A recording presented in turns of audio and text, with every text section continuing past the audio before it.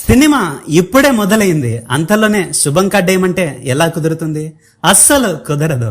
ఎలక్షన్ల సమయంలో కాంగ్రెస్ తో పొత్తుకు ట్రై చేశాడు విజయ్. వివిధ కారణాల వల్ల పొత్తు కుదరలేదు. ఎలక్షన్ల రిజల్ట్స్ చూసిన తర్వాత ప్రజలే కాదు, విజయ్ కూడా షాక్ అయ్యాడు. రాష్ట్రం మొత్తం విజయ్ ప్రచారం చేయలేదు అన్ని సీట్లు రావడానికి. ప్రచారం చేసినంత మాత్రాన ప్రజలు ఓట్లేస్తారనుకుంటే అంతకంటే కామెడీ ఇంకోటి ఉండదు. విజయ్ ని బీజేపీనే గెలిపించింది, అది అందరికీ తెలుసు కూడా. అన్నా డిఎంకేని గెలిపిస్తే అందరికీ అనుమానం వస్తుందనే ఉద్దేశంతో, అందుకే బీజేపీ ముందు నుంచి తమిళనాడు ఎన్నికల్లో హంగ్ వస్తుందని ముందుగానే చెబుతూ వచ్చింది కూడా. తాను అనుకున్నట్లుగానే స్క్రిప్ట్ ను రచించింది. ఎగ్జిట్ పోల్స్ లో ఆ విషయం తేట తెల్లమైంది కూడా. ఆంధ్రాలో కేకే సర్వే లాగే యాక్సిస్ మై ఇండియా ద్వారా విజయ్ 110 సీట్లు గెలవబోతున్నాడని లీకులు ఇచ్చింది. కానీ ఎలక్షన్ల రిజల్ట్స్ వచ్చిన తర్వాత విజయ్ మా కాళ్ళ దగ్గరికి వస్తాడనుకుంటే కాంగ్రెస్ పార్టీ దగ్గరికి వెళ్లాడు. ఇది భరించలేని బీజేపీ ప్రభుత్వం గవర్నర్ ద్వారా విజయ్ ప్రమాణ స్వీకారానికి అడ్డు తగిలింది. ఎలక్షన్ల ముందు సింగిల్ గా సింహంలా వస్తానన్నాడు, అలానే వచ్చాడు కూడా. కానీ సీఎం అవ్వాలంటే మాత్రం 4-5 పార్టీలతో పొత్తు పెట్టుకుంటేనే గాని సీఎం అవ్వలేనని గ్రహించాడు. సింగిల్ గా హీరో అవ్వాలంటే ఇది సినిమా కాదుగా, రాజకీయాలు. ఎత్తులకు పై ఎత్తులు, కుట్రలు కుతంత్రాలు నిలువెల్లా నిండిన రాజకీయాల్లో ఏ క్షణాన ఏమవుతుందో ఎవ్వడికి తెలియనే తెలియదు. అధికారంలోకి రాకముందు అందరూ మనోళ్ళనే చెబుతారు, అధికారంలోకి వచ్చిన తర్వాత మనోడేనా అంటారు.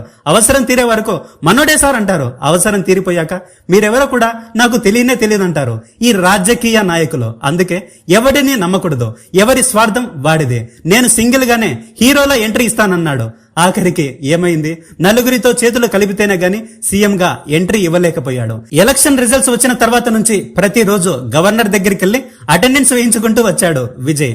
108 ఉన్నాయి, కుదరదు, పొమ్మన్నాడు. రెండో రోజు 112 ఉన్నాయి, కుదరదు, వెళ్లిపోమన్నాడు.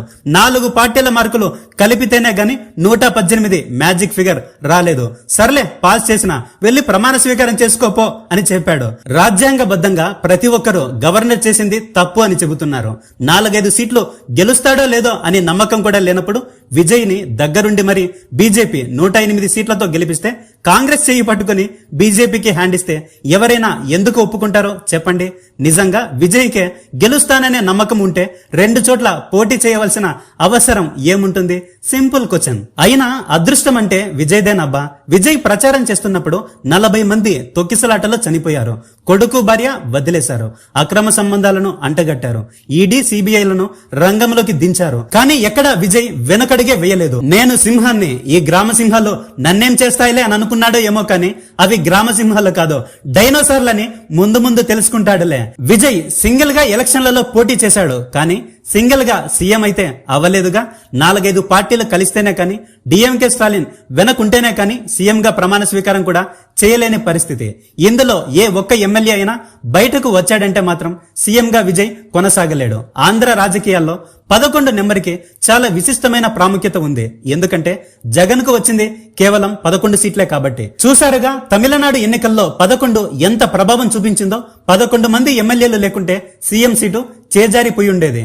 ఈ 11 మందిలో ఏ ఒక్కడైనా పక్కకెళ్లాడనుకో సీఎం సీటు ఒక్కసారిగా పడిపోతుంది కూడా. తెలుగుదేశం వాళ్ళు, వైసీపీ వాళ్ళు ఏం మాట్లాడినా సరే సబ్జెక్టు గురించి మాట్లాడకుండా మీకొచ్చింది 11 అని ఎగతాళి చేస్తూ ఉంటారు.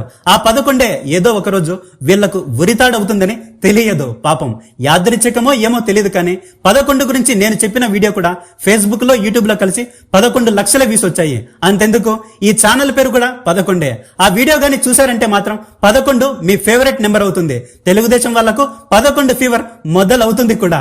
విజయ్ కూడా ఏదో అందరిలా ఎన్నికల ఫలితాలు వచ్చిన వెంటనే సీఎం గా ప్రమాణ స్వీకారం చేసి ఉంటే ఇంత ఇంట్రెస్టింగ్ అయితే ఉండేది కాదు. విజయ్ గవర్నర్ ని కలవడానికి వెళ్ళాడు, పుష్పగుచ్చం ఇచ్చాడు, శాలువా కప్పాడు, ఇంటికొచ్చాడు. ఇదే 3-4 రోజుల నుంచి రిపీటు, ట్విస్టుల మీద ట్విస్టులు.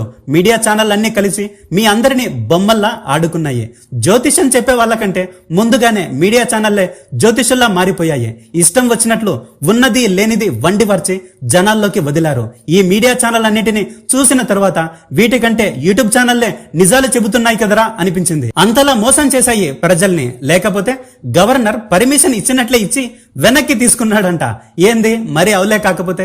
కానీ కానీ విజయ్ మాత్రం ఒక మెచ్యూర్డ్ డిసిజన్ తీసుకున్నాడు. కాంగ్రెస్ తో చేతులు కలిపి ఒంటరిగానే ఉంటే ఒంటరిగానే మిగిలిపోతాడనుకున్నాడు. దేశంలో 2 కూటమిలు ఉన్నాయి.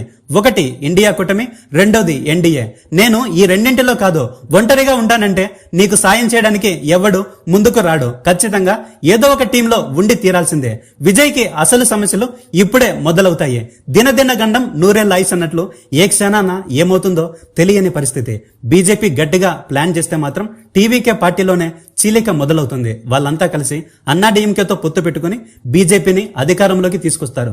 కానీ ఇక్కడే తనతో పాటు 4-5 పార్టీలు కలిసి ఉన్నా వెనక స్టాలిన్ మాత్రం లేకుంటే రాకెట్లా దూసుకెళ్లిన విజయ్ అంతరిక్షంలోకి చేరకుండానే దారి మధ్యలోనే కూలిపోతాడు. సీఎంగా విజయ్ మోడీని కలవాల్సి ఉంటుంది. అక్కడ లోపాయికారి ఒప్పందం కుదిరితే అన్నాడీఎంకే ఎమ్మెల్యేలు విజయ్ తో కలిసి ముందుకెళతారు. విజయ్ రాజకీయాన్ని రాజకీయాలుగా చేస్తేనే సీఎంగా నిలదొక్కుకోగలుగుతాడు. లేదంటే వెలుగుతున్న దీపం వెంటనే ఆరిపోతుంది. 6 నెలలు సంవత్సరం పాటు ఆడుకోమని వదిలేశారు. తరువాత విజయ్ సినిమా చూపించడం కాదు, విజయ్ కి సినిమా చూపిస్తారు అందరూ కలిసి. అందులో డౌటే లేదు. ఏది ఏమైనప్పటికీ అదృష్టం విజయ్ కి దరిద్రం పట్టినట్లు పట్టింది. లేదంటే ఈ రేంజ్ లో సీఎం అవుతాడని విజయ్ కూడా అనుకుని ఉండడు. మన జీవితంలో కూడా ఊహించని అద్భుతాలు జరుగుతాయి. కొన్నిసార్లు ప్రయత్నించాలంతే, మరి కొన్నిసార్లు వేచి ఉండాలంతే. ఫైనల్ గా నేను చెప్పేది ఏంటంటే నీ జీవితంలో నా జీవితంలో కూడా ఊహించని అద్భుతాలు సడన్ గా జరుగుతాయి. అలా జరగాలని ఆ పైవాడిని మనస్ఫూర్తిగా కోరుకుంటున్నా మాస్టారు.